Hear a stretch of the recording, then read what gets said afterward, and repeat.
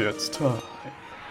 Time for the Nintendo fan to talk about Nintendo games. Hello everyone. My name is Ghosty the Great, and I am a gamer. Hi, Ghosty. Some of you chums may be familiar with my Switch 1 retrospective video where I talked about every game I played that was notable. And that video was very fun to make, and also very long. So I thought this time around, I knew I wanted to do something similar for the Switch 2, but this time I'm going to split it into segments. For every year, I'll make an installment in the series and then presumably make one big video where I compile them all at the end. I think this kind of works with the time capsule idea. I wanted the Switch 1 video to have a little bit better because you get my year by year opinions on stuff, and I talk about what's new at what time. And it also lets me squeak out a few extra videos instead of just one really big one, which, who doesn't want that? But also, the first year of the Switch 2 in particular is a very interesting one to talk about. It's one that's been talked about a lot already by a lot of people online. And it wouldn't be a Nintendo video if I wasn't talking about the same shit everyone else already has. I'm of course going to be talking about the Switch 2 games themselves, as well as the Switch 2 editions, and a lot of Switch 1 games that I didn't quite get to because, I guess you'll see with this video. For the first year of the Switch 2, I was mostly playing Switch 1 games. And also, last thing before I actually get into it, I actually ordered the games in the order that I played them this time because I was able to think ahead. So I'm going to be going in order of when I first played all of these games, which is something that I really like, because I like making it like a little diary. But without wasting any more time, this is the first year of my Nintendo Switch 2 library. And this is already great because we're starting with Mario Kart World, which notoriously has no debate over it whatsoever, so this should be a quick one. Mario Kart World, of course, was the first game that I played on Switch 2. I still look very fondly back at that initial reveal trailer in the Switch 2 Direct. I think mine and my friends' reactions to it are maybe some of my favorite things that I have just on the channel is just some of the stuff in that video. Oh, Mario Kart. Let's see It looks so good, what the hell? Baby Luigi confirmed? King Boo. What the fuck? You get grind! What? No way.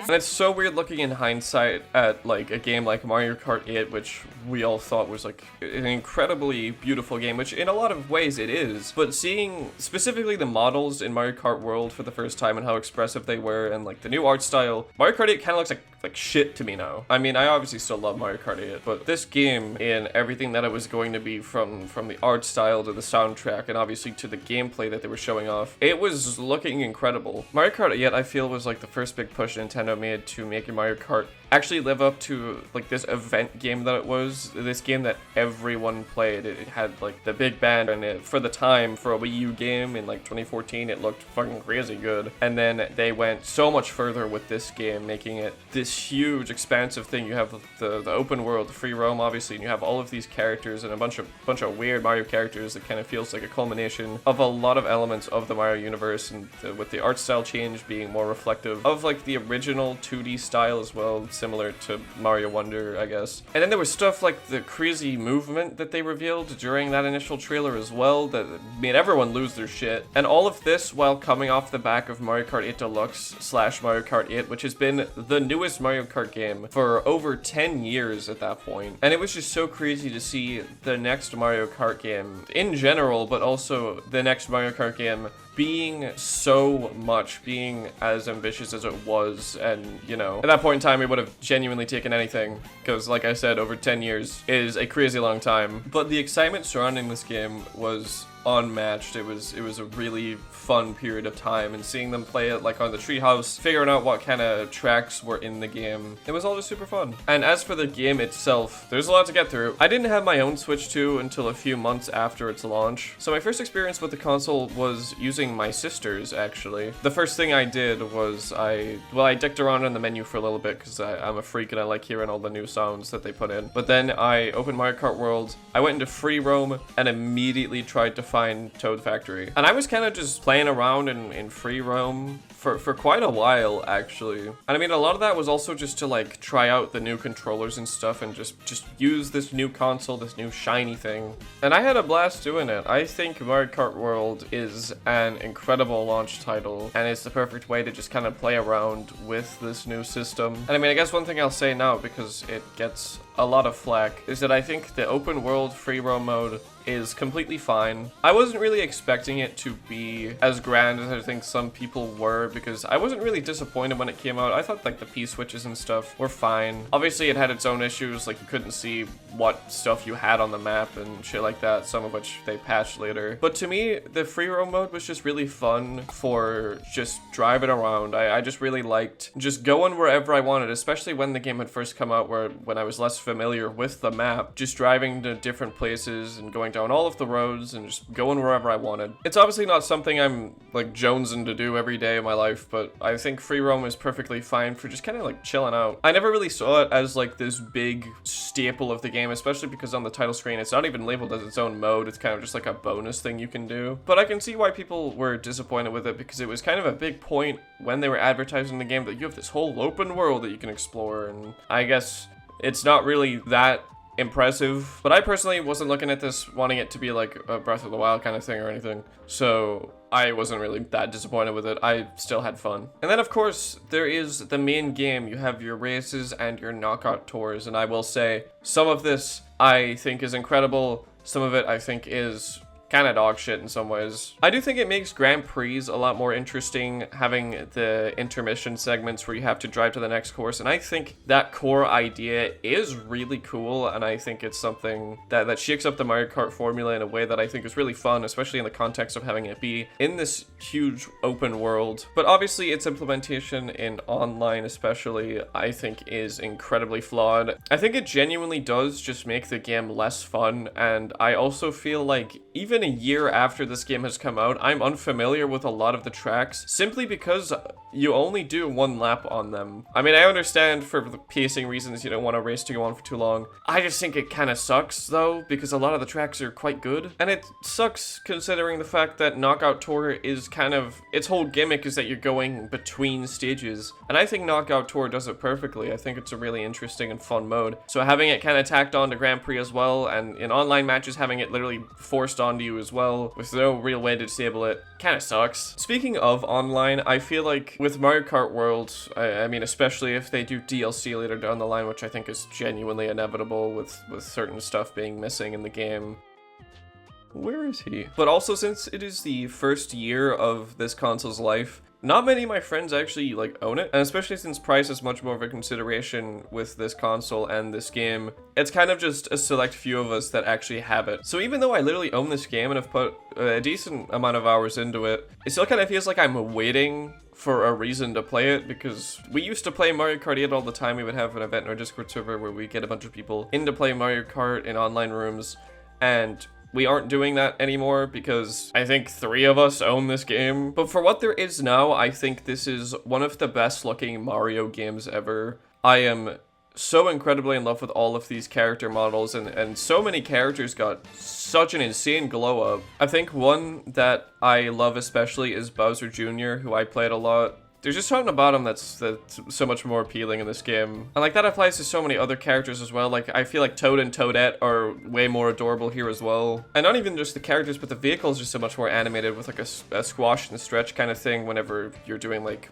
the boosts and things that just make the world seem a lot more lively. And I don't even need to mention the soundtrack being one of the best video game soundtracks of all time, with little competition, I would say. It is such a celebration of not only Mario Kart, but the broader Mario series as a whole, with how many tracks, especially some of the more niche ones that made it into this game and that were handled with as much care as they were. And I think looking at Mario Kart World as a celebration seems very fitting, not only as a celebration of the Mario series, but as the launch title of the Switch 2. It kind of just has that exciting feeling around it that's like, yeah, this is the big explosive launch of a new generation for Nintendo. And I mean, I'm kind of with everyone thinking that, yeah, in terms of content, the actual actual content that's in the game, I think there is just enough to have it be a completely fine game on launch.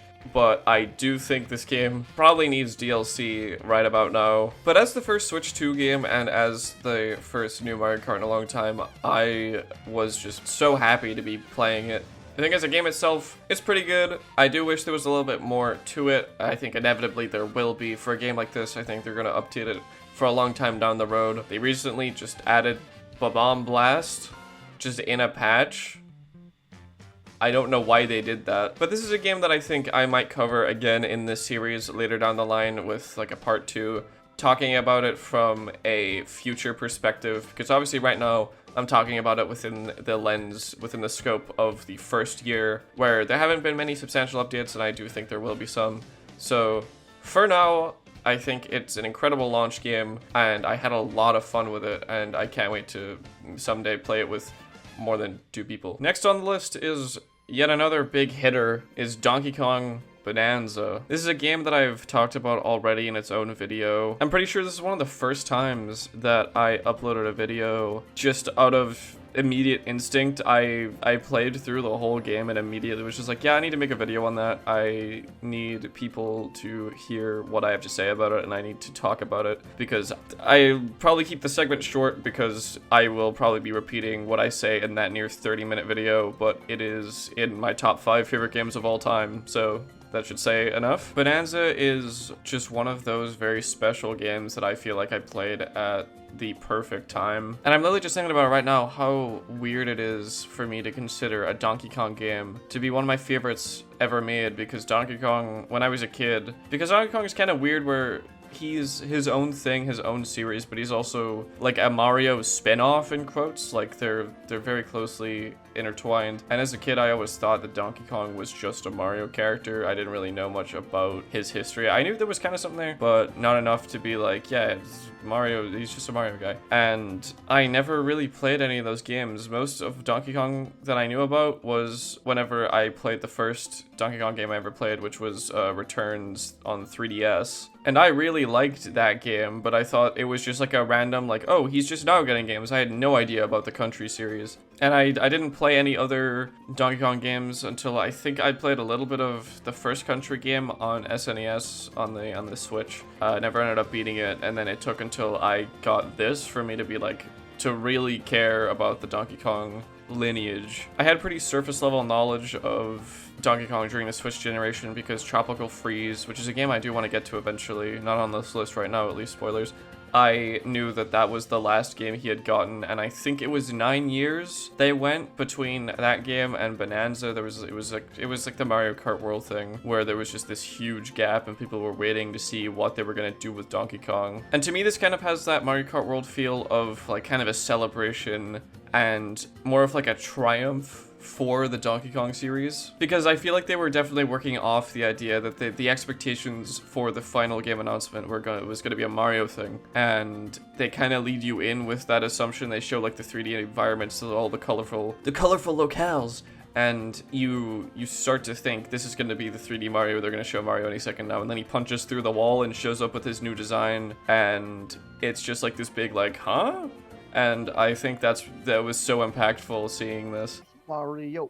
Oh. Mario. Oh. Is this Odyssey 2? Wait, oh my god. Donkey Kong? I was gonna say Donkey Land. Kong. Holy shit, it is. Oh. Does he look different in this too? Yeah. That's why he looks different. Because first 3D Donkey Kong game since 64, and first Donkey Kong game in a very long time.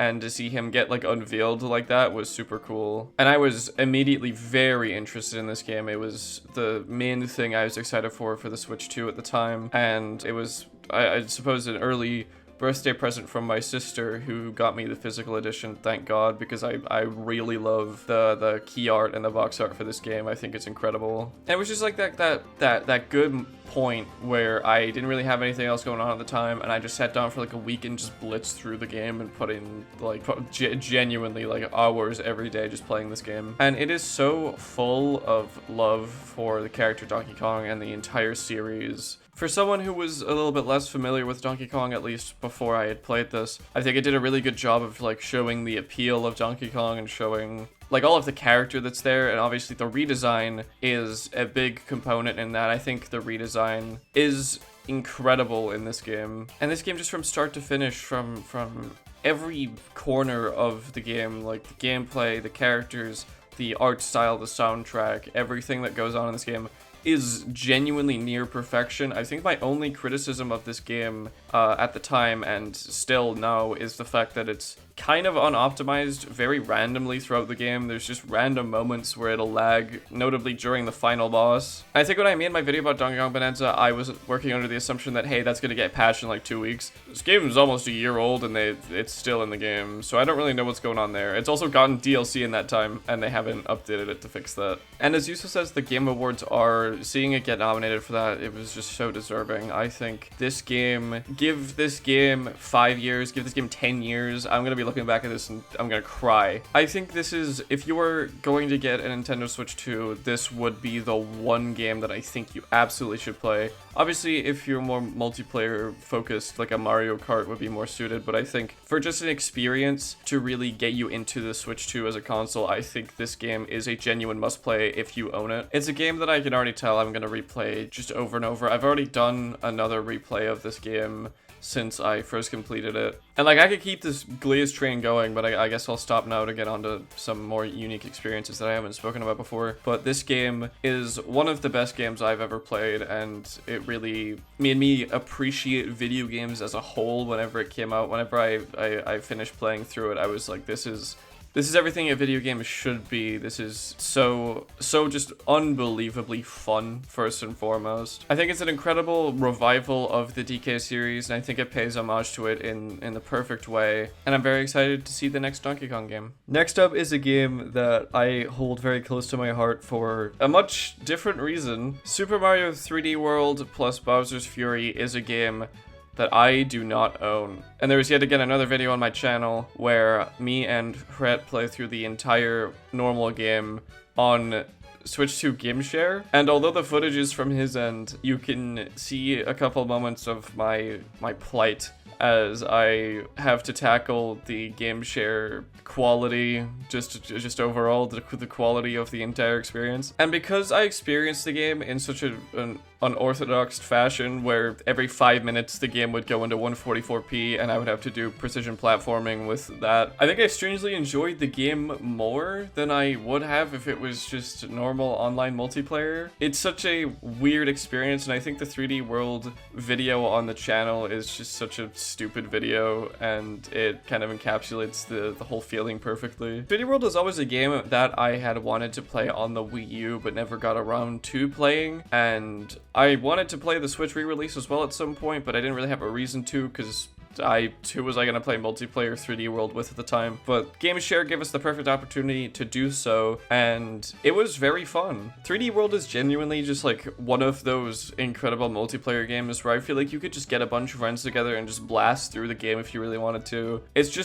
the perfect like simple Mario experience where none of the game is mind-blowing at all. It's all pretty just by the books, a Mario game, but I think because of that it's just very simple to enjoy, and I think it focuses mostly on just being fun. And also the soundtrack is genuinely incredible. I cried my eyes out to the song that I'm about to play in the video right now. It's the best song in the game. Have a listen.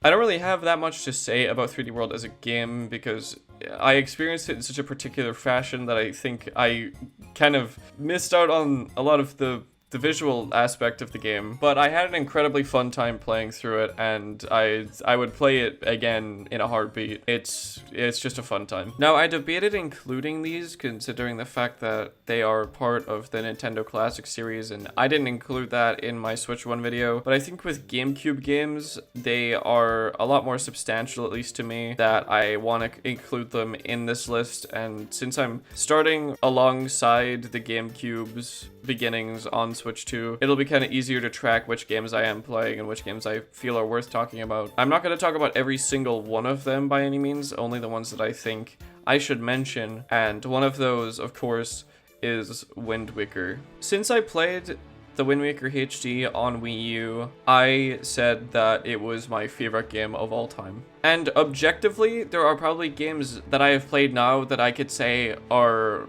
better than Wind Waker and have impacted me more, like Donkey Kong Bananza and another game later in the list are two big ones that I think could probably dethrone it, in all honesty. But I've always just said Wind Waker's my favorite because, you know, nostalgia's involved, so of course it is. But I never played the original game. I remember when Wind Waker HD was about to come out, I remember asking my brother what the difference between Wind Waker and Wind Waker HD was, because as a child I didn't know that HD was high definition. I thought it was more along the lines of 2D and 3D, where yeah, those are pretty different. And in my mind I was picturing like a Zelda 2 like game for the original Wind Waker for some reason, and then obviously he told me that's not what HD means. But ever since playing HD, I was curious about the original, and especially over time I heard a lot of people talking about some of the issues that the original had that I wasn't as familiar with. So seeing that it was coming to GameCube was an opportunity to fully experience this game that I had put on the pedestal as my favorite. And this was such an interesting experience because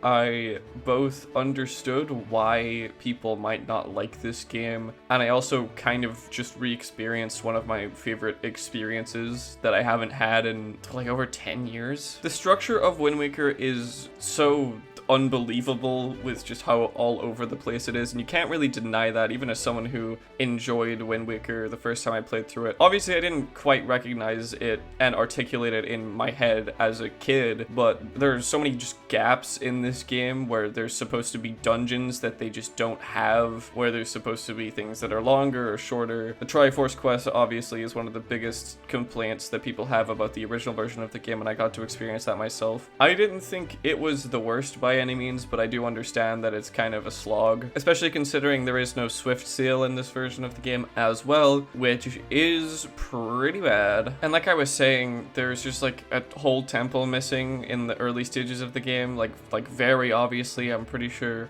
you do Forsaken Fortress, then you go to like Dragon Roost Island, and then there should be a third temple, but you just go straight to the Tower of Light or whatever it's called to get your way down into Hyrule. But even with so many issues, this game is one of the best aging games of all time, mainly visually. There's obviously gameplay stuff that you could change, and obviously if you made this game now it would be entirely different because, you know, everything's open world and you could do a whole lot more with the whole open ocean thing. But like, especially for how old this game is, I think there's so much to it that I got to re-experience again, and it became so obvious to me now why I enjoyed the game so much back then. And there was definitely stuff this time around that I didn't really realize as a kid, but I knew now that I didn't like. One of my biggest issues with Wind Waker entirely is the character Tetra. I think she is one of the coolest explorations of Zelda ever when she's not Zelda. It's not like an original opinion or anything, I'm sure there's a lot of people that feel the same, but I was realizing this for the first time pretty much as an adult, and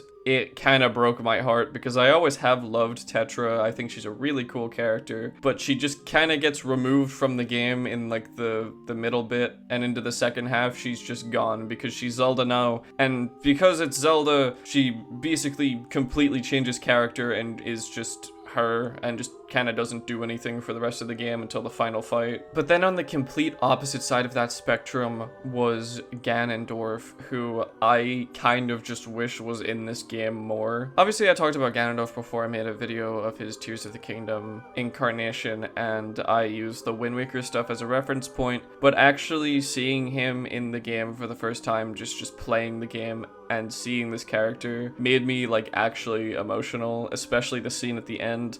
Basically the whole ending of the game was when I realized how much I really loved this game, because I found myself like actually tearing up while I was playing it. And like, that probably sounds like a stupid thing to say, but it is genuinely how I felt, and I don't really get super emotional over games, but it was that whole final segment that just kind of came flooding back to me. And the way Ganondorf is written, I just think is some of the coolest stuff that I've ever seen in a Nintendo game. I finished the game and like genuinely felt fulfilled, like I had gone back and re-experienced this part of myself that I hadn't really explored since I was a kid, and it's kind of a feeling I can't even properly describe, even though I'm That's kind of what I'm trying to do here. This is genuinely one of the most special games that has ever released for me, and I will forever respect it. And I recognize more of its problems now more than ever, but that doesn't change the fact that it has been such an impactful part of my life, and it's shaped the way I look at video games, the way I look at art in general. The style and the music and just all of the characters and everything about it has had such an impact on me, and being able to finally play it again was a dream come true. Switching the tone fucking immediately, we have our first repeat, part 2. I'm talking about PlateUp again, because we actually played it. The idea of PlateUp was super fun, and the time I spent playing it was enjoyable. I just don't think it's super interesting to me personally after like 3 hours. I played this game with Fret, and we did a bunch of runs together, and we had our own fun for sure, but I feel like the game itself, I mean, the game is fine. I feel like maybe I haven't played it a lot or enough, but I also kind of don't want to. I think the time I've spent with the game is the time I've spent with the game. I think the only thing that would really get me to want to play PlateUp again is if we were playing with like a whole group of people, if we had a full squad, but I don't really know who's gonna be squadding up to play PlateUp on Nintendo Switch, no harm. Anyways, switching back to the previous tone, UFO 50 is the next game. As of making this video, I have not finished UFO 50, and I don't know if I ever will finish UFO 50. I already have an entirely separate video about this game where I essentially lay out everything that I would have laid out here, so I mean, I guess I'll make it quick. It's kind of impossible to talk about a game like UFO 50 in a segment how I would talk about every other game, because where do you start? There are 50 games, and I have thoughts and feelings on each individual one, but as an experience overall, UFO 50, like I was saying in the video that I made about it already, is a game that, alongside Donkey Kong Bananza, essentially restored my love for video games in a way. It's not like I hated video games or anything, but playing those two games specifically really reinvigorated that love in me and made me just really passionate about this stuff again. If you take anything away from this video, it should be to go and buy UFO 50 on whatever fucking device you have. Just play UFO 50. And you know what, since I don't really want to retread on what I've already said, and because of the fact that I can't really properly review a game like this in a segment in this video, I guess I'll talk about some of my favorite games in the package. I think overall, my absolute favorite is probably Rock On Island. It's the Balloons Tower Defense one. Game is just fun. I'm really shit at it. There's Party House, obviously. Party House is incredible. Tactics is pretty cool too. It's like, I guess, Plants vs. Zombies adjacent. Tales of Disconia is honestly maybe could be like my second or third favorite. Alphazar's Hat's cool. Quibble Race is cool. I played that with my girlfriend a good bit. Seaside Drive has a cool style. Avianos is actually one of my favorites as well. And I don't know, like Ping Golf's pretty cool. Pisses me off, but it's pretty cool. Camouflage was super fun. I haven't played it in a good while. And I would say those are all of the ones that like stand out to me immediately. There's obviously a bunch more that I've played and really enjoy. Night Manor is a big one that I actually forgot about. Night Manor is incredible. It's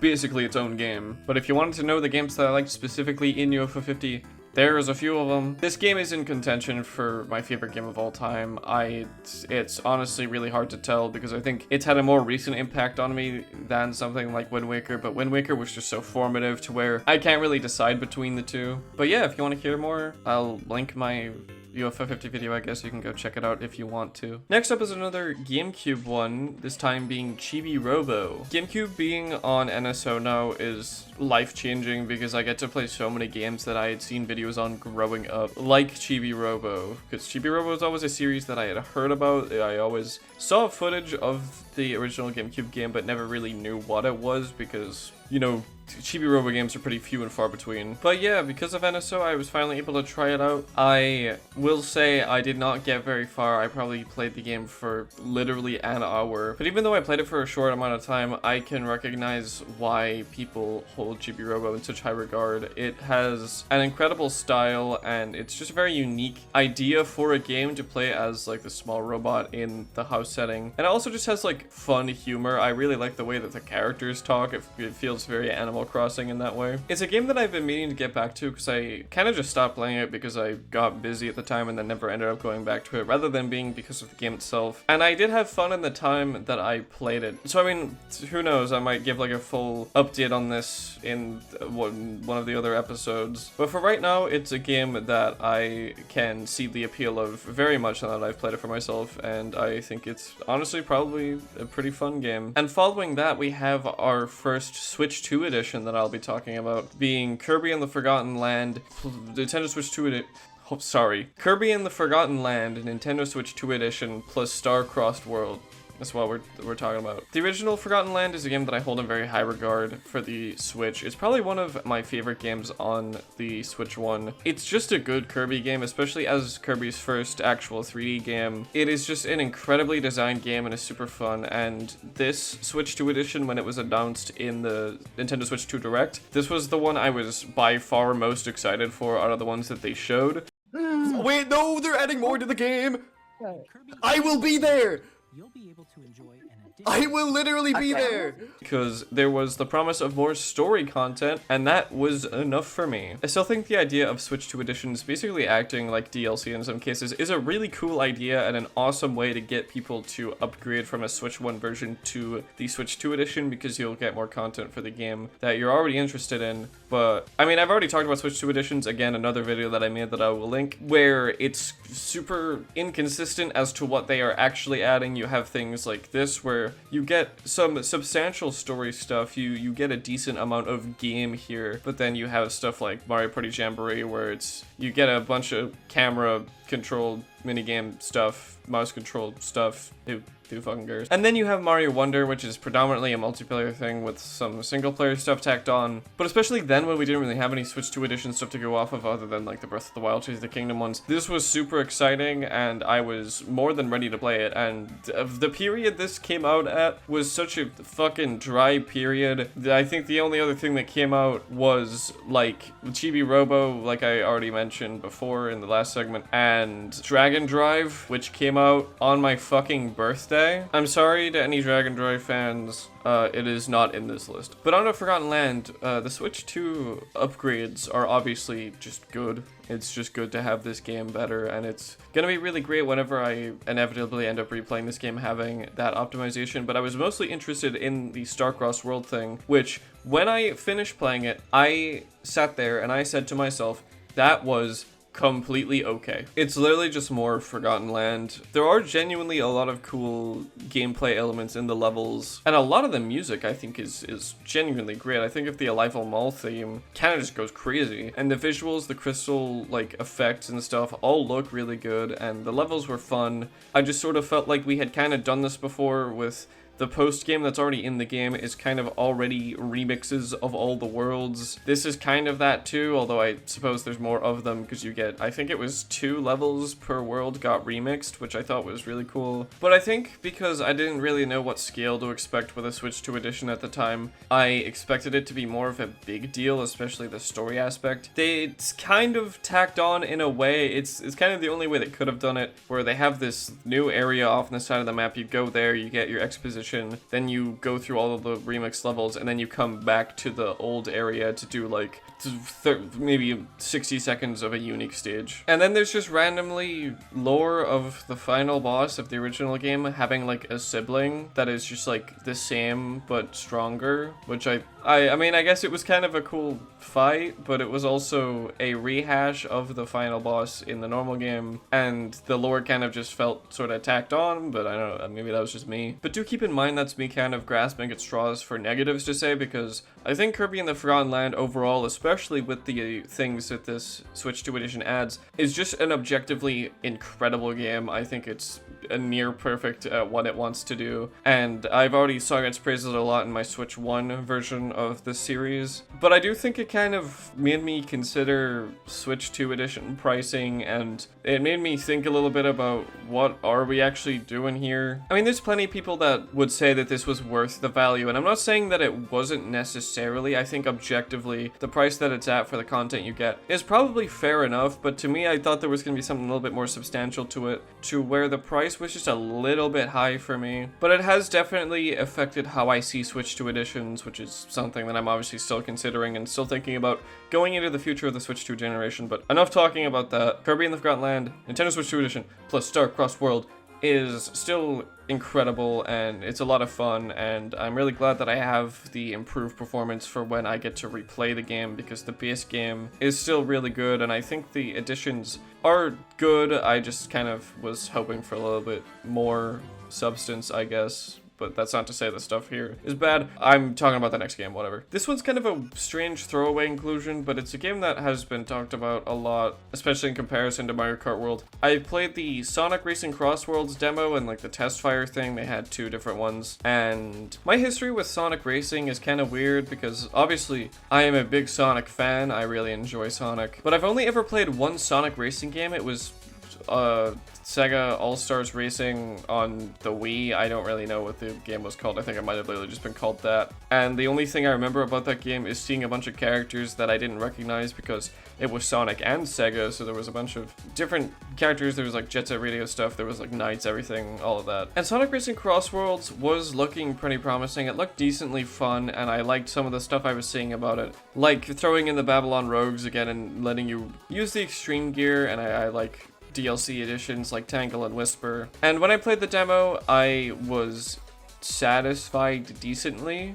I didn't really care though. I think it's because this is before the Switch 2 edition, so it was the Switch 1 version of the game, and it looked like booty cheeks. And I mean, don't get me wrong, the gameplay was completely fine. I just wasn't super invested in it, and I thought that there was just no reason to keep playing or to get the full version of the game, at least right now. I have heard a lot of good things about it, and I know it's a very fun game. Maybe I just didn't get into it at the time. Maybe I would really enjoy it. I just feel like I don't really care, and especially I'm not super into the whole it's the Smash Brothers but for kart racers, because especially with how it's handled in this game, where a big part of it is like character interactions and having rivalries and stuff, but the DLC characters to my knowledge do not have voice lines, so it kind of just feels like I'm playing a modded game. I don't mean to shit on Crossworlds by any means. I'm sure it's an incredible game, and I know that it has its fans. I just don't particularly care about it, especially since like Mario Kart World is like a fine kart racer for me. Kart racers aren't even really games that I care about outside of Mario Kart anyway, like 90% of the population. I thought the game was completely fine, and I love Sonic, and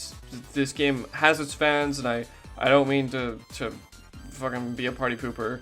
I just particularly didn't find myself getting invested in it from those demo experiences. The next game, I guess, is technically a Switch 1 and Switch 2 game, because the Switch 2 edition came later, and it's also kind of a funny one on this list. I'm talking about Balatro. This is a game that I had seen around when it had come out, basically everywhere. There was so many people playing it, and I'm kind of weird about card games where it's kind of a thing where I need to play it to understand it. It was like that with Inscription, which is a game that I really love, where I watched gameplay of it and could not fucking understand it, but just bit the bullet and played it myself, and I ended up really loving it. And most of the Balatro clips I was seeing were from like crazy runs where you have just like an impossible number multiplier on your shit, and it's just that the screen is going fucking crazy. So I didn't know what the game actually was, but I saw it was on Switch, and I decided to try it out because it was a game that I had been recommended to play before, and it is such a perfect game for the Switch. It's kind of crazy. It was just such a relaxing and like decently addictive and fun game with a good amount of depth, and I visually I really love its style, and it kind of just is what it is. You're just playing poker. It's fun. It's stupid. And one of my only problems with it was that it was the console version, so it felt kind of unintuitive to use the controller, which, I mean, like, the controller worked completely fine. I still think it works fine, but I did wish for a Switch 2 edition where you could use the mouse controls, and lo and behold, they actually did that with kind of no announcement. It was just kind of on the eShop one day as a free download for me. And also the icon, for some reason, looks kind of gross compared to the Switch 1 version, and it's also doing something that I personally really hate, where the Switch 2 edition of the game does not label itself as a Switch 2 edition. It's just called Balatro, the only difference being in the icons, which, I mean, isn't a horrible offender because at least you have the icons, but like with something like, I don't know, like Deltarune, where it's just called Deltarune, that kind of annoys me, but that's completely different. But yeah, I don't have that much to say about Balatro itself. I think as for the time I started playing it at, it was the perfect just like calming game, because at the time there was a lot of stuff stressing me out. So I would just come home and just boot up Balatro and play for like an hour or two. And the music especially is such a big part of that. I think the music in the game is so fun and everything is just so streamlined and enjoyable. And I understand why it was so hyped up. Overcooked 2 is about to dethrone PlateUp from the Switch 1 video for the amount I have to say about it. Me and Rhett got this game on a sale one time. We played it once or twice, I think. It was very fun. We never played it again. This kind of part of the video is where I start delving more into Switch 1 titles for stuff that I missed or games that I've always wanted to try out for a long time but didn't have the chance to play. And I was kind of using the eShop more because it's actually good on the Switch 2 and finding a bunch of sales. This one I got on sale being the Hotline Miami collection, because Hotline Miami is always a game that I have been decently kind of sort of interested in. That basically boils down to, I think the art style is kind of cool. I like the soundtrack, and I had a friend who used to be into Hotline Miami, so I thought when I saw it on sale, hey, why not give it a try? And I played all of the first one, thought it was decently fun. It was quite challenging. It was enjoyable enough, and I didn't get through 2. I do appreciate how simple and arcadey the gameplay can be at times, where you're just kind of dying over and over again and trying to get through a room and just spawning, just running at guys and throwing shit and, you know, just doing whatever. And I think the gameplay is pretty fun. I just don't think I was as compelled as I thought I would be, and I honestly don't have that much to say about these two games. It's something that I want to go back and re-experience at some point. I do want to play through 2. It's just not on my radar right now. It might be something I give more of an updated opinion on later, because right now I don't really have much to say outside of the fact that it was decently fun when I played it. It's just that I can't say I was particularly invested. But then again, especially around this time, I kind of start just going around and buying games on sale and just buying them because they're super cheap. And doing that is good for getting games obviously cheaper, but I feel like I have less of an emotional attachment to the games that I'm buying, especially if I buy multiple on one sale. And this game was probably a victim of that, where I bought it on sale and thought in my head, this is a good game that people really like, so I should play it. And then I played it because I thought I should rather than because I want to, and that's probably why I stopped. But you know, there's probably more games on this list that have that kind of syndrome that I'll talk about later. But yeah, it's kind of no fault of the game itself. It was probably just a victim of that. And very soon after Hotline Miami, I played Ori and the Blind Forest, which is another game that I picked up on sale along with its sequel, which, spoilers, I haven't played yet. Ori and the Blind Forest is kind of similar to Hotline Miami in that it was a name that I had heard of, but I never really had any interest in playing the game until, you know, I saw it here. And I played the demo and found it enjoyable enough, so I decided to get the full game. I imagine I must have done my replay of Metroid Prime or Metroid Dread at this point, because I know that happened, and every time I replay one of those games, I always have a hankering for Metroidvania stuff. And Ori and the Blind Forest is quite a contained experience. It was not very long at all, which wasn't a problem, and, you know, with some of the Metroidvanias that I'm going to talk about later in the list, you know, the runtime of Ori and the Blind Forest is quite generous. I remember playing for a few hours and then stopping and then not playing again for, I think, about a month until I went back and finished it. I didn't realize how short the game was, so I thought there was a whole lot more to go, and then I kind of just beat it real quickly after that and thought, why did I stop playing this anyway? It's a game that I really appreciate visually and in terms of the music as well. It's pretty incredible. I think one of the things I disliked the most was probably just the combat. Kind of, you have like 2 attacks and neither of them are very fun, but I don't really think that was much of a focus for this game. I think it was mostly about the moving. It has a big emphasis on like the platforming, and the movement of Ori is very unique. I strangely don't find it to be that memorable for some reason, even though like there are parts of the game that I do remember. There are certain sections that I thought were cool at the time, and I can still see them in my head now. But thinking about the game in this way, I feel like I don't actually have that much to say about it. I think I remember the ending was kind of abrupt. At least I thought so, but again, that's just going off memory. It's a perfectly well-made game that I just don't have any strong opinions for specifically. This next one, however, is a very well-made game that I do have strong feelings for. Hades 2 is a game that I was quite excited for for quite a while in its whole early access period, which I would play every single update, and I really love the first Hades game. And for the most part, this game definitely lived up to those expectations. I mean, it was nominated for Game of the Year 2025, so if that says anything. Again, I'm not really going to use Game Awards as much of a basis, but I do think it is a showcase of the game's quality, at least. Hades 2 is one of the most high-quality games that I have ever played. Like, if you thought the first game looked good, looking at Hades 2, it is such an upgrade in so many ways. I think they perfect the art style, and I think the game looks incredible from beginning to end. It has great characters, it has more characters, you get a bunch from the first game, and the scale of the game is just so incredible because from a game design perspective, I felt that the first game was so incredible with how it handled just its dialogue and having all these different chains with different characters, and they would say certain things to you if you did certain things in the story or whatever. And there's so much more of that here with how many characters they have to juggle. It's incredibly impressive, and all of the characters have incredible designs, incredible voices, and they're all very enjoyable in their own right. And the locations and the music are all just outstanding. The excitement I felt for the game was almost entirely paid off, but that goddamn story, man. I thought the story of Hades 1 was pretty good. I felt that every character that was there for a reason. I thought everything made sense in the way that it was presented, and I thought it was pretty satisfying. But Hades 2 is this big, expansive sequel that's supposed to up the scale immensely, but the game is kind of about nothing. A big point in Hades 1 and in Hades 2 is that the gods are kind of not supposed to be very good people, and there's this whole debate on, you know, are the gods good? Is Kronos right to do what he does? And then they introduce the character Prometheus, who is the voice of reason, I guess. He's literally the Titan of foresight, and he's on the enemy's side, and he's supposed to be this contrast to Millennium and is supposed to challenge her ideals. And that's another thing. Millennium doesn't really change. It feels like the whole story is leading towards the idea of the sentiment of death to Kronos being something that can't be achieved, and there has to be another way around it. And I mean, I guess there kind of is, but it kind of feels like nothing meaningful even really happens. There's a very good video that I watched that I will definitely link because it's going to articulate what I want to say here far better than I could.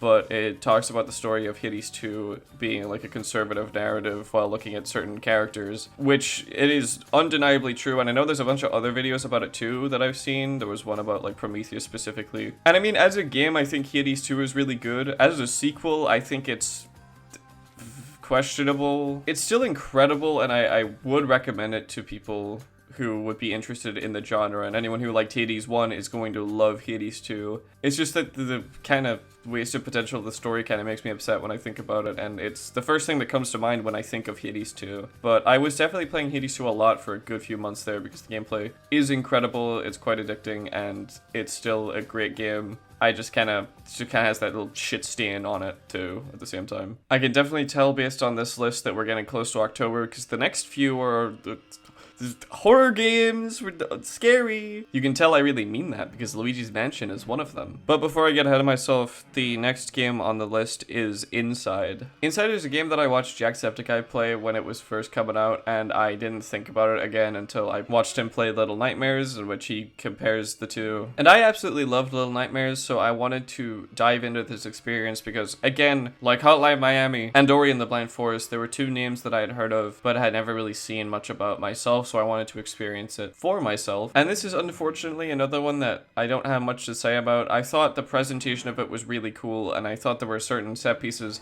that were super fun. I remember specifically you have like the underwater little submarine section, you have the little freak swimming after you. That was fun. But I felt like it just didn't really stick with me. It felt like I sort of played it just because I knew it was good, and whenever I play a game like that, chances are I'm gonna come away with it being like, yeah, I agree, but I also don't really care. It had a great atmosphere, it was weird, it had incredible sound design, it was just like, it was undoubtedly cool. It's just something that didn't really stick with me after I finished it. I just kind of nodded and moved on to the next thing. Which isn't the fault of the game by any means. I still thought it was really cool. I just feel like it wasn't really my thing specifically. And I mean, well, fucking see that later because I'm an idiot. But overall, I thought it was a very interesting game. The next game on the list, however, definitely left a significantly bigger impact on me, being Faith, the Unholy Trinity. I remember watching Thaf9 playing a little bit of the first chapter, and I thought it was kind of ridiculous. I thought a game that looked like that trying to be actually scary was just incredibly stupid, and watching a YouTube video of someone else playing it, I did think that it was kind of ridiculous to think that it would actually be scary. But when it was me playing the game, this faith shit's got hands. I think this game has one of my most memorable horror game moments. I think it's during the third chapter. The lights are out in this building and you need to use a camera to like flash to see for a second, and you're just like walking through and nothing's happening, and then on one of the flashes, just a little devilish friend pops up, and it's the most fucking, it's like scary, but it's also really funny. But there's some like genuinely cool stuff here, and I think the like Atari style graphics is a really unique angle for a game like this. I was very intrigued playing through from start to end, and this is probably one of my favorite horror games that I've played. And there's a ultra kill Easter egg in it too. Bonus points. It's probably going to be a game that I replay every time October comes around because I had a lot of fun with it. It's got a weird style, a weird story, and some genuinely like pretty creepy moments, and I would highly recommend it. This next one's also going to be pretty short because it's essentially what I said about Inside. I played Limbo, and it is the game made by the same studio, the first one, and then Inside came after. I guess just the gameplay of these doesn't really captivate me. Even if the style is super cool and it has other fun elements, I feel like I just kind of, I'm playing them to get through them. But I mean, hey, I guess that's just the kind of stuff I prefer. That's not to discredit these games because obviously they're very good. I guess just in terms of preference, maybe they're not my thing. And next we have another GameCube one, and also the end of the horror game segment. Luigi's Mansion. You know, horror games. This game always intrigued me. I saw a bunch of videos on it as a kid, and I had a fascination with a lot of GameCube games because we never had a GameCube, and this was one of them, and I finally got to play it when it came to NSO, and this game has genuinely the perfect, like, fun Halloween spirit about it. It's just got a good vibe, and I think it has a genuinely untouched quality about it where just like in terms of scale and pacing and like style-wise, it's just kind of perfect. It's a very short game, but I think that's actually to its benefit. I feel like you could sit down every Halloween and just like blast through this. It just has so much character, and part of the game that I really enjoy is the music. I think the music style is literally completely unique to this game. There's so many songs in it. There's like, they're just like a wacky. Like there is a reason that a predominant amount of the music I use in the Mansion Company / Lethal Company videos is from this game and this series, because it's all so, it's just fun, scary. It's again that just like fun Halloween vibe. And you know, I was very excited to actually give this a try, and I thought it was an excellent game. There was obviously some stuff that I thought kind of sucked. As soon as the boos get introduced, those guys are fucking annoying. And there was one boss that pissed me off so much that I used the save state feature to reload me killing it like 10 times, and then I clipped it so then I could remember it forever. And are we ready to talk about the third racing game? This was a weird year. Kirby Air Riders was a game that I was pretty passively excited about because I knew how respected and loved the original Kirby Air Ride was. So I was pretty happy to see that they were doing a global test ride, which is what this entry is. And I was also very grateful for that fact because it made me not want to play the game. From what I've seen of the game, it looks incredibly polished and well made, and it surely has an impossible amount of quality and effort put into it. But me and Hret played maybe about an hour or two in total across, I think it was across 2 days we played it, and our consensus was Jesus fucking Christ. Coming from someone who plays and loves Splatoon, which is a very stimulating experience, this would kill me if I played this for any longer than 30 minutes. I feel like a big part of the game's identity is how chaotic it can be, and in a way that is quite fun, but as a game that I want to get a lot of hours out of and replayability out of, I don't want to just get brain blasted. But again, I'm sure the full game is incredible for the people that are fans of it. I just don't think I am. And it was quite a shame because I thought the game would have been really cool, but I guess it's just not my thing.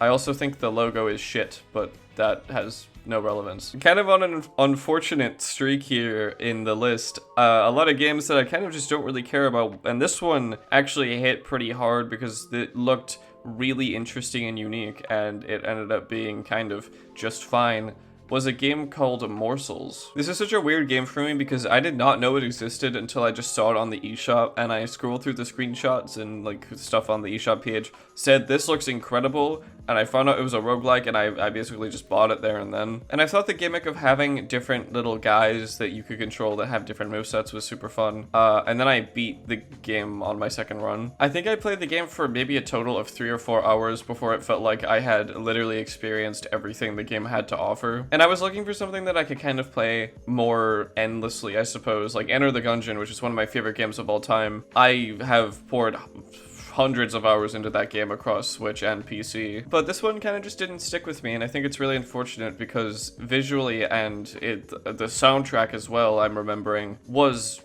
unmatched. It's incredible, and I think it's still a really incredible style for a game. This next entry is kind of a comeback story for a game that appeared in my Switch 1 video. I played ANTONBLAST again, and by fucking god, does this game cook. Since it initially came out on Switch 1, there have been updates that have helped performance that I wasn't around to actually play, and I decided to revisit it kind of around the time I think it got its final update on PC. And yeah, I think the performance genuinely hindered my enjoyment of the game the first time, because this time around it was so much better. I actually got to feel the fluidity of the movement and the gameplay and just how fast it really was, and I really love this game. I always loved the style that it went for. I love it visually. A lot of the music's really good, and I love the characters. And I didn't realize until my replay just how much the unfortunate performance affected that initial playthrough. But yeah, I played through ANTONBLAST again. I don't really have that much more to say that I didn't say last time, just that this time I really fuck with this game now, and I'm really glad I went back and replayed it. Well, this one's gonna be absolutely fucking atomic. Since the release of the Switch 2, discussion around it and the games about it have been pretty cynical in a lot of ways, and if you're looking in the wrong places of the internet, then they're just outright terrible. And Metroid Prime 4 was just fucking, it was thrown to the wolves. Now, of course, I do think Metroid Prime 4 is a pretty flawed game, and I made a video talking about my initial opinions of it when it came out and when I had played through it for the first time. And I have some opinions that have changed since then. I think the game is probably worse than I thought it was then, just because, you know, more time has passed. But there was such a air of just doom around this game, just like absolute terror, that this was like the worst thing that has ever been put out in the last 20 years. And, you know, I'm not gonna act like I waited 18 years since Prime 3 for a follow-up like some people did, but I think it was also very overblown, and it became kind of the popular thing to talk about Metroid Prime 4 like it killed your mom. I am a very new Metroid fan in the grand scheme of things. My first game was Dread, and the only other game I had played was Prime Remastered on Switch 1, and then I went back and played some of the other ones on NSO. And from that perspective,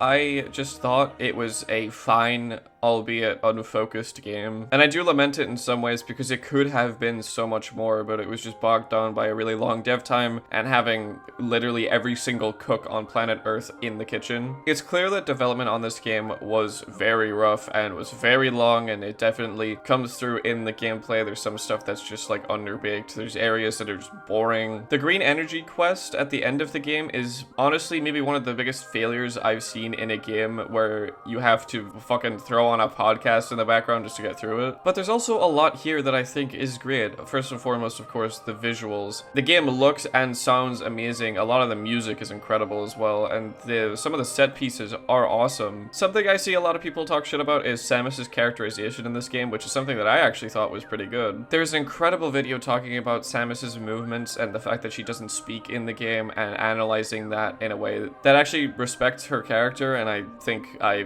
pretty much fully agree with. But I mean, I don't know, this game is just like the last thing I actually want to talk about, because it's just such a minefield. I just think this game needed to be a big switch up for the Prime series when it ended up being just a return to the Prime series. It felt like this was the game that was like the stepping in point for people and the developers to reimagine what Prime is by going back to the core concepts with like Prime 1, which this game feels quite similar to in some ways. And I'm hoping that Prime 5 really does go forward with changing the series. They're definitely setting up something with Silux.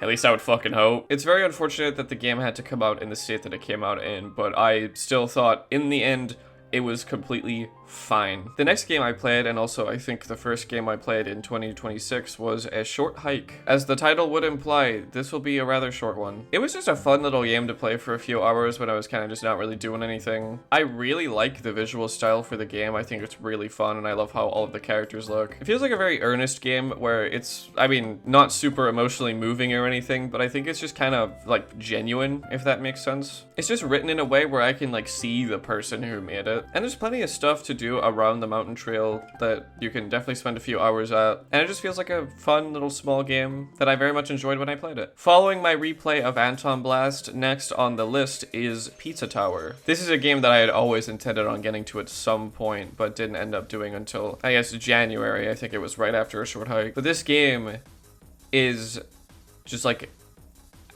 alcohol. For literally every reason and through every aspect, it is just so much fun. It's pretty much everything I love about ANTONBLAST and then some. I mean, I would say I prefer the visual style of ANTONBLAST, but I personally feel like the gameplay of Pizza Tower is more fun for me. But I'm figuring out that I love these like Wario Land inspired games, and I love just the pace of them. They're super fun, and I know especially when I unlocked the noise, the game literally doubled in quality. I think Worldwide Noise was like the only song I listened to for like a month. It has such good character and such memorable moments, and the bosses are all very enjoyable. And the experience is just so fluid and alive where I'm just always smiling playing this game. I don't really have like a full list of my favorite games from like 1 to 50 or anything, but I'm sure this game would definitely be up there. I don't really have that much more to say about Pizza Tower. I think it's literally just a good game, and I would highly recommend it to anyone who enjoys games in the genre, because I think it's a real standout game. And I mean, that goes for ANTONBLAST too. I didn't say that about ANTONBLAST, but both those games are incredible. This is gonna be another short one, Loop Hero. It's a game that I really enjoyed for maybe about 2 hours and then got bored really quickly. I thought the gameplay loop would be more addicting than it actually ended up being. I really enjoyed it for a good while, but then I just sort of fell off and I don't know, fucking played like Balatro or something probably. But this next game is one that I've talked about previously, and it is very special to me. Little Nightmares, and of course its sequel. This game had a Switch 2 Enhanced Edition, and it was also on sale with the build-up to REANIMAL. And this is a game that I've always been super intrigued by since it came out. I watched people play it all the time, and I always thought about the story and the characters, but I never ended up playing it myself until very recently. And this game has just been sitting in my head for so long, so I was so unbelievably happy to actually get the chance to play it myself, and it basically lived up to every expectation I had. Genuinely, the only critique I can think of is that towards like the middle and end, it feels like there should have been another section, or the pacing should have been slower, because the game kind of ends quickly at that point. But this is nothing short of some of the best world design I've ever seen in a game, and just like world building and character designs, and just everything about this game is so incredible. Once again, this is where I say that I have made a video on this previously. I made a video on Little Nightmares right after I played it, and I don't want to go into it too much again, but essentially I think this game is some of the best art in games just ever. And in its genre, it is just such a standout experience. Little Nightmares 2, however, was not as fortunate. I think in a lot of ways, Little Nightmares 2 exceeds the original game, and I would know this because, again, I watched people play this game a lot. But the Switch 1 version of this game is donkey dick. It did not receive a Switch 2 edition or an enhanced edition, so it just kind of looks bad all the time, with the addition of it just being buggy as fuck. With a game like Little Nightmares, the atmosphere is literally everything, so if a character starts bugging out, or if you start floating when you pick up something, kind of ruins the immersion. But that isn't to say I dislike Little Nightmares 2. I think Little Nightmares 2 as a game is incredible. It's just that that wasn't the game that I played. This game was also on sale for kind of dirt cheap, and I literally regret buying it on sale because I don't like it. I did not like it. Following that up is a selection of games that I had seen, I think, a YouTube video about and knew of. A bag inside a bag of milk inside a bag of milk, and a bag outside a bag of milk outside a bag of milk. These games are fun. I think for a direct comparison, I actually prefer the first game. Even though the second game visually is significantly better, I think the first game, looking the way it did, kind of helped with how just abstract and weird it felt. They're both very short games. You could probably get through both of them in under an hour. And I mean, they also feel more like experiences than video games, so it's kind of hard to like review them in comparison to some of the stuff in this video, but I thought the experiences were completely fine. I thought they were pretty cool, and I think they both look very interesting. Next up, we have a triple threat, to be sure. Hollow Knight is a game that I had played previously on Steam a few years before I played it here, but I wanted to get it on Switch 2 because it got a Switch 2 edition, and, you know, I thought it would be wise to maybe try it out again. Because when I initially played Hollow Knight for the first time, I honestly did not really care. The game was obviously very well made, and I really liked parts of it, but I was just so frustrated at other elements of the game that I kind of just, I was pissed off. But Pomni, all these years later, everything changed. I have since played more games in the Metroidvania genre, and I was very happy to come back to this game because for probably about a week there, I was hooked on it. It's the Danny DeVito I get it gif. I just found it significantly more fun this time around, and I actually did a lot of the other content that I didn't see my first time playing the game. I just had a really fun time. Obviously, the game can still be pretty frustrating, and, you know, sometimes it can actually be pretty annoying, but, like, overall, generally gameplay-wise, I was having a blast with this replay, and I'm really glad I gave the game a second chance. I think it has an incredible world, the music is awesome as well, and has some really good characters. And it was just really refreshing to go back to this game, to have like a big game, because, you know, a lot of times I find myself wanting to replay games like Breath of the Wild, just like a big open experience that you can sink just fucking hours into. And Hollow Knight, it was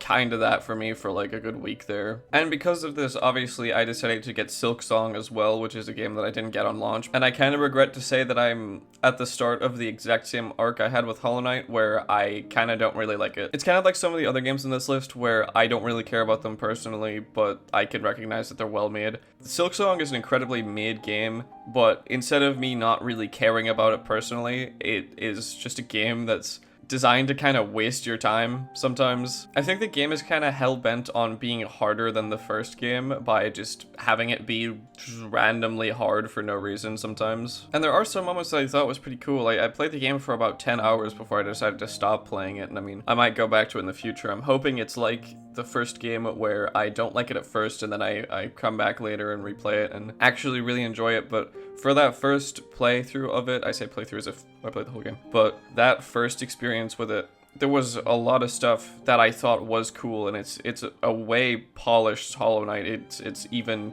cleaner, and I actually think I prefer Hornet's movement over the Knight's. But there's also just so much stuff that like is just annoying. One of my least favorite things about Hollow Knight was the rooms where it just is hordes of enemies. I thought those were just really boring, and it would just be difficult because there's a lot on screen. And Silksong has even more of them. And I understand that a big aspect of Hollow Knight is that it's supposed to be difficult, but if I play a game for like 2 hours and I make 20 minutes of progress, I don't really feel fulfilled personally. But I'm hoping I'll be able to actually appreciate this at some point later down the line. I'm sure this one will get another entry later in this series, but for right now, I'm not really too happy with Silksong, I guess. Oh, he likes Metroid Prime 4, but hates Silksong. And next is what was one of my most anticipated games going into 2026, being REANIMAL. This is once again where I link a video where I talk about the thing that I'm about to talk about, but REANIMAL is a game that I was looking forward to for a very long time. It was made by the same studio that made Little Nightmares 1 and 2, and as I've already talked about, I love those games. And this was a Valentine's Day gift from my girlfriend, and we played through the whole game on Valentine's Day together. Yes, give me your Reddit Chungus Gold, thank you. And you know, I was really looking forward to having another game in the style of like a Little Nightmares experience, because I think the worlds of those games are incredible, and REANIMAL does not shy away from doing that exact thing, because it's so memorable, all of the different locations and stuff, all the monster designs. Although I think I prefer a little bit less than Little Nightmares, because one thing I liked about Little Nightmares is that the monsters that are chasing you are all like human people. There's only one, debatably, in this game that is like a dude, and even then it's not really like a guy. But yeah, basically anything I liked about Little Nightmares is like the same here. It's a generally more polished experience. The game looks incredible. The different environments are so cool, and just like you have this absolutely dreary aesthetic that I think goes fucking hard. And a lot of the fun was derived by the fact that, of course, we were playing multiplayer, which, I mean, I think made the game a little bit less scary as a horror game, but I think overall I probably had more fun with it. The game is super cool artistically. I think it's a little bit on the short end. I know there's DLC coming. I think the first wave of it's pretty soon as of recording this. But the base game itself is, you could probably beat it in like genuinely like 3 hours, maybe less. And like for the price of the game, I still think it's a little bit much to ask for, but I had a great time with it. I think it's a super interesting game. I would recommend it to people who enjoy games in that genre, and if you like Little Nightmares, of course. REANIMAL is kind of a must play. Next up is, once again, another game that I have played before on Steam, Hyper Light Drifter. And I don't really know what it is with this one. I don't think the game's even that long. I just don't really find it like super fun. This was another game that I decided to buy a second time to re-experience it and hopefully enjoy it more that second time, because the first time I probably played for about an hour, maybe two. Actually, probably not even. I think I remember being pretty early in the game and I just was not interested at all. And unfortunately, unlike Hollow Knight, I remained pretty disinterested the second time. I played more of the game this time, but it just wasn't like hooking me at all. And in terms of presentation and art style and soundtrack, I think this is one of the best pixel art games I have ever seen. I think in every element except for the gameplay for me, it's incredible, and that's why it feels so weird for me that I don't really like it gameplay wise. I don't even know what it is, I just kind of find it boring. I guess it just feels a little slow, and the combat isn't really super interesting to me. But I mean, this is a case of me just having a different opinion. Maybe that opinion would change if I played it more in isolation, because I know I was playing other games alongside this one, and you know, having focus split across different stuff, that can definitely be a factor. And I'm sure the game is great, I'm just an asshole. Another game that has been recommended to me before that I finally got around to playing is Slime Rancher. This game really felt like Stardew Valley to me, where I remember when I started Stardew Valley, I kind of didn't get the appeal until I started having a pretty sustainable amount of money and, you know, a farm. It felt like there was just like so much that I didn't understand and so many places to go and so many things to do. And I mean, I figured some of it out, and that's when the game started to be kind of fun. This is a game that I played pretty consistently for like a good week or two during like a sort of stressful time, and it was a really good way to like decompress, because this game is like very passive fun. It's just sort of a fun farming game. It's a game that I absolutely have to go back to because I haven't played it in a long time, and there was definitely a lot more to do, but I kind of just stopped playing it because I got really into UFO 50 again. Here's another fun one. I got Jump King because I thought the game looked cool, and then I realized I wasn't a streamer, or I wasn't watching a streamer play it.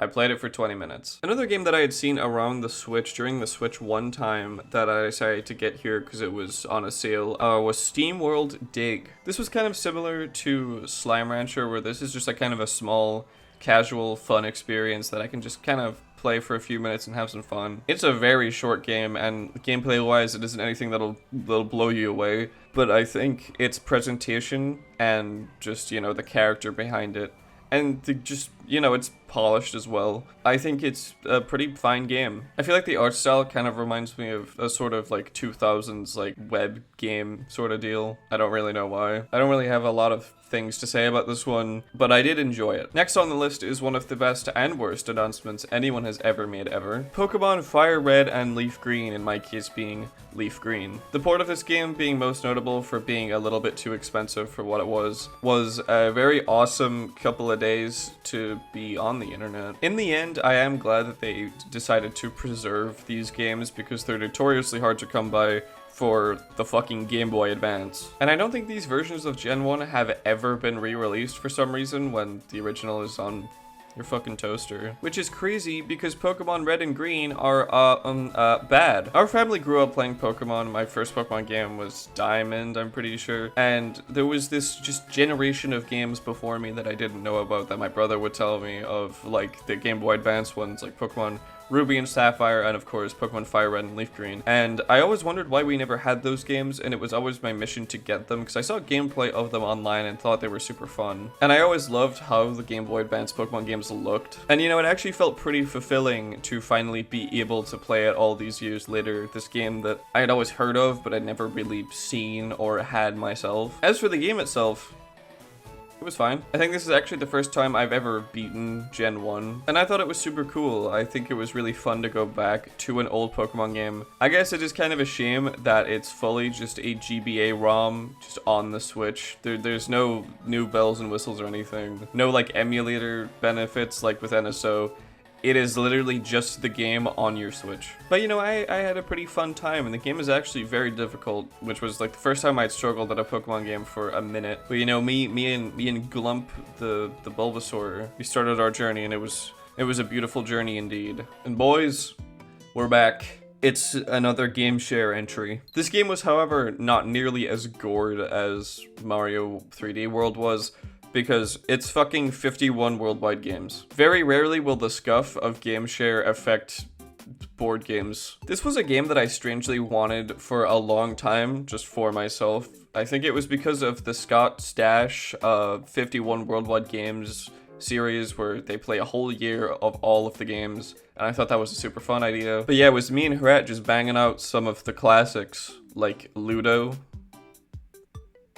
This game is actually a very cool collection of just a bunch of games, and I think presentation-wise, they do like a really good job of like showing them off and making them all seem like a big deal. I really like the music, especially. The music has a very like particular style. It kind of reminds me for some reason of like if We Play was like modernized. I don't really know if the comparison is accurate at all. Maybe just like Wii series in general. I guess also because of the subject of the game. It's like a game collection. A lot of the Wii series is a bunch of games in one. I guess if I wanted to put my foot in the door for making a My Problem with 51 Worldwide Classics video, I would start with the tutorials and the voice acting being like actually like genuinely kind of abysmal. Some of these like kind of give you an idea of what to do, and then some of them are the ones with like the children, where I remember one of them, I don't know what game it was for. I think it was for Speed.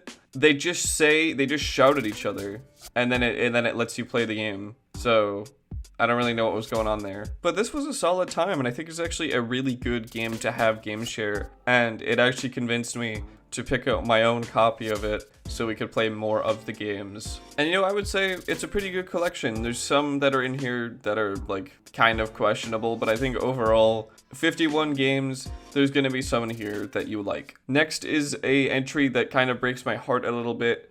It is Darkwood. This is a game that I have not played much, not because I didn't like it, but because it was too effective. I honestly think my short time with this game is probably some of the scariest stuff I have played in a game. It's just so incredible, even when nothing is happening. There's just like this air of dread in the game that's super cool and also very stressful, which is why I only played for, I think, 2 or 3 hours, and then I put it down and didn't come back. Its style is incredible, its gameplay is awesome, and I think the nighttime segments where you have to hole up in your shitty little base and the game just fucks with you is some of the best stuff ever, because nothing has actually, for the time I played, I'm sure later stuff actually does come and attack you, but in the few days that I played through in the game, there are occurrences that happen, like there can be like knocking on your door or just like stuff around the house, or you can see like a voice line outside asking to get in or something.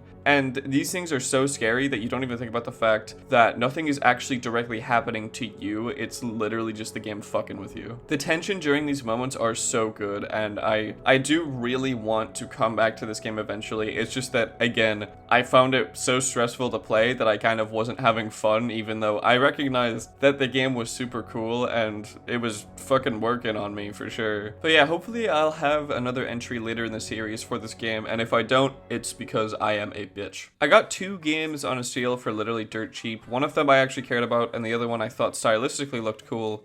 We're starting with the latter. It's called Boomerang X. This is another very short game, and I don't have much to say about it. Most of which being complaining about the motion controls, because they aren't Splatoon motion controls, so obviously I'm going to complain about them. I mean, I think this was on me for getting it on console. I think I should have definitely got this game on PC, but I like having my games on my game system, so I decided to get it there. This game is genuinely maybe like an hour or 2 long, probably like an hour and a half, and the gameplay is like completely fine. I thought it was alright. There was nothing really to complain about. It's kind of just like hordes of enemies that you go into each room and fight, and then you get an ability. then you test that ability, and then you go to the next room, and the game ends. It's a decently fine game, and I think visually it's incredible, actually. I really love the style of it, but it was my choice to get it on console that I think hindered my enjoyment of it a good bit. Now for the game that I wanted to play specifically, I have played it for 1 hour. Go see the great Play the Games That They Own challenge. Axiom Verge is a name that I've heard for a very long time, and I knew that it was a very prevalent Metroidvania on the Wii U, of all things. And you know, I saw it on sale, and I said, I like Metroidvanias, allegedly. And I mean, this is just a case of this getting another entry later down the line, but I technically played it now, so I'm gonna put a first entry here. I played for about an hour, and I thought it was cool. I thought it was cool. I think the art style is genuinely pretty incredible, and I think it's super fun. This one just suffered a very particular curse, not quite what anything else on this list had experienced yet. This game suffered a rather cruel and unusual punishment.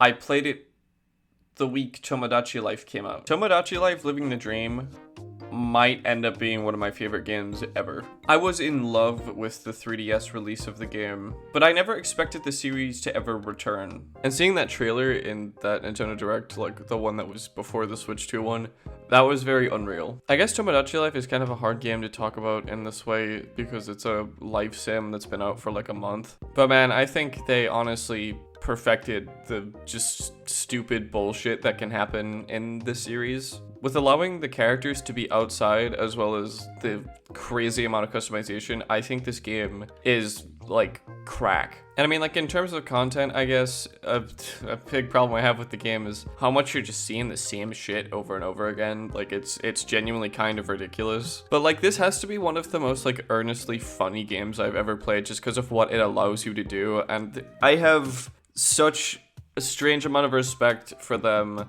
just not censoring it at all. I think that's kind of a crazy thing that we don't credit enough when we talk about this game, is just how wild that is for like a Nintendo product to just let you go balls to the wall with something like this. Tomodachi Life is a series that has always been very special to me, so this game was always going to be one that I loved, and if I ever want to talk about it in a more full way, I guess, in a more substantial way than in this little segment, I guess I'll make a video about it. I'm sure I probably will, because I feel like I would have enough to say for its own video, but for right now, this game is just so awesome. I think they made creating Miis so much more fun. I think the Mii maker in this game is actually incredible, and the way that the Miis look is like a really fun take on that kind of style. And I mean, even as someone who isn't like a crazy good artist, I've found making things to be really fun. Obviously, I'm not making like fucking entire cities or anything, but this game did let me put Golden Arlo in the game, so. But yeah, this game is just like genuinely fun, and I do want to talk about it again in the future, but for right now, I really love it. And this might be one of the most valuable videos on the channel because I can finally proclaim that yes, I have beat Off. Off is fine. My exposure to Off began with the music of the game, specifically of the remake, which was basically the sole purpose of me getting the game, and also because I knew it had a pretty substantial reception historically. I guess it inspired Undertale, so I thought maybe I'd see some elements of that here. And I mean, what I got was fine. I think the style of the game is genuinely very incredible, and the music is great throughout.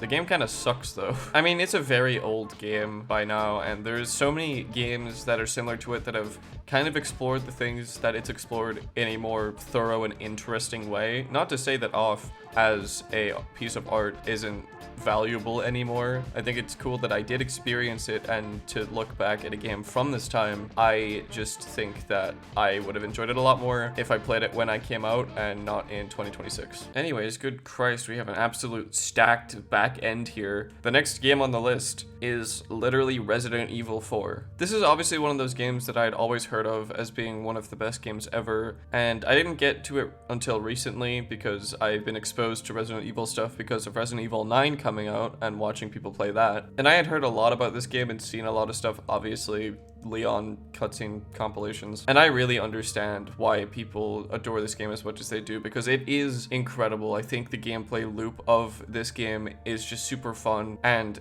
something I thought I would hit initially was like the GameCube controller tank controls, but I honestly think that made the game a lot scarier than it would have been without it. I think that Soul Imitation makes just the zombies a lot scarier because it feels like you have to put in a lot of work just to kill one guy, which is something that zombie games often don't do because it's supposed to be about there being a bunch of them and you're supposed to mow them down and feel awesome about it. But in Resident Evil 4, you kind of celebrate when you kill like 3 guys. And I mean, obviously, it is a very old game. There are plenty of moments in the game that genuinely pissed me off because it's just old games being kind of wacky and shit. And I mean, there's plenty of shit I could talk about, like Ashley being, even like for 2005 standards, kind of a crazy character. And like, I know we didn't really think that women were people yet in video games, but like, holy shit. But even despite those annoyances, by the end of the game, I was having a lot of fun. And it was also my first Resident Evil game. So I was pretty happy with what I played, despite some of the jank. And I thought it was pretty cool. This next entry would be a lot longer if this was my first time playing it, but I played Celeste for the second time in 4 years, I want to say, on Switch, and I just want to report that I think the game is pretty fun. I think it has one of the best art styles in any game I've ever seen before, and the music is very good. It's been an hour. I don't have much to say about this one. And the final entry for this part of the series is Subnautica. As of recording this, I finished Subnautica like 2 days ago, and you know, because of that, a lot of my thoughts are pretty fresh in my head. Subnautica is once again one of those games that I'd always seen around, and I have memories of watching Jacksepticeye's old playthroughs of the game, and I honestly thought that it would be a game that I fucking hated. And I mean, funnily enough, I guess part of the reason I thought I wouldn't like it is actually still something that I didn't really like, but I mean, I'll get to that. But if you told me about this game having a bunch of stuff like, oh, you can make nuclear reactors and you need to put power to your base and make your base have foundations so they don't break, and you need to have all of these energy sources and all of this food and water supply, and I would have told you to fuck off. But you know, I took a chance. I got the game on sale, and I cannot tell you how much I actually really like this game. I mean, in the beginning, it was super daunting, but I feel like the first like 10 to 20 hours of this game makes you feel unlike how any other game has made you feel. And there were certain moments where I felt like I was like experiencing such a historical game. Like when I went towards the Aurora ship and I saw a Reaper Leviathan for the first time just fucking come out of the water right towards me. I think stuff like that is just so formative, and it made me love the game almost immediately. This game has such an incredible world and a bunch of incredible creatures and just environments, and I think it is really unique. I know when I started playing, I got the scanner and said Metroid Prime, and then, well, you know, the infection also, I guess. And I mean, yeah, I loved Metroid Prime as well, and this is obviously not exactly the same. There's some similarities, but I just love the alien planet and just like going around scanning shit for lore. I think that's super fun. And I thought the gameplay loop was very awesome, kind of until like the end of the game where you have to go back and forth crafting shit. That's when I kind of thought the game started to get a little bit tedious. The crafting kind of makes me feel like I'm playing modded Minecraft sometimes, with just the amount of just a bunch of how much bullshit you need to have, and how one thing makes one thing and you need that thing to make another thing, and then that other thing is what you use to make this thing. There's just so much stuff that you need to have materials wise, and there's so many things that you craft to where sometimes I would forget how to make even like basic materials. But what I cared about most was the fact that this game is like genuinely very scary, especially on your first time playing it, where you don't know what anything actually does. Like, again, seeing a Reaper or like a crab squid or a Warper for the first time, or all things that'll stick in your head when you play the game. There's such cool experiences, and especially when you get deeper into the game and you start seeing more cool stuff, there's so much to explore, and there's definitely a lot of stuff that I didn't see in my playthrough. Whenever I finished building the rocket, I kind of just fucked off, because like I said, I was getting kind of tired of just crafting all of this stuff, so I wanted to finish the game. But even despite some of my annoyances, Subnautica is a game that I would recommend to anyone. I think Subnautica is a game that, I mean, if you like games that are kind of freaky and have all the elements in Subnautica, like survival, crafting, whatever, if you're into that, you should play Subnautica. I think it is an incredible game to experience, especially blind if you can. There's so much stuff in here that'll surprise you. There's so much stuff in here that'll scare the shit out of you. And I think it's an experience that I'm very thankful to have played this game. It's a game that I knew while playing it I understood immediately why everyone talked about this game with such high praise and why it was so respected.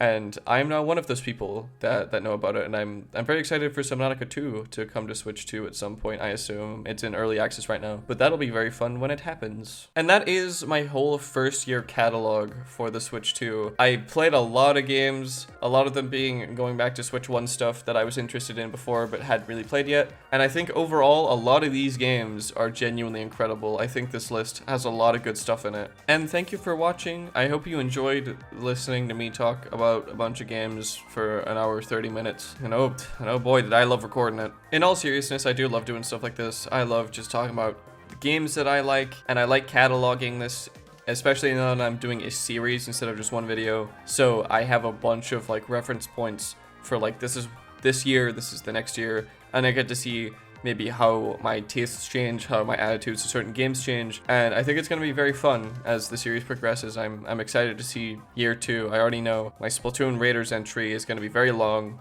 and it's obviously not in this video because it's in July. The Switch 2's first year, especially in comparison to the Switch 1, is so strange and just marked by so many oddities, not even just by Nintendo, but by the world we live in and how that's affecting the cost of everything and being able to enjoy stuff like this. And I'm very thankful to be able to play all of these games and experience the console. And I mean, the first year was such a weird one. I feel like personally, I'm not really like dying for a Nintendo Direct or anything. I'm not really going crazy for like the next big thing, but it is kind of weird that a whole year has gone by and we've had releases, we've had announcements, I guess, but it feels like everything we know about has come out except for like fucking Elden Ring, which isn't. They announced that a year ago and it's still not on the console yet. And I mean, Nintendo is the champion of not actually communicating anything at all and making things worse because of that. And I think this year's a pretty good example of that. I know people have big problems with the company right now, and I mean,